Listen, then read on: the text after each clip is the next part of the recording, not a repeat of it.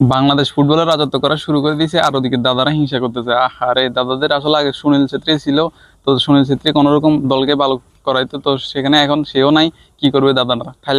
থাইল্যান্ডের সাথে কি মারটা খেয়ে গেল গতকালকে, 2টা ম্যাচ গোল খেয়ে দাদাদের কি যে কষ্ট, কি কষ্ট। তো সেখানে আমাদের বাংলাদেশ ভুটানের সাথে জিতে গেছে। এটা তো ফ্রেন্ডলি ম্যাচ ছিল।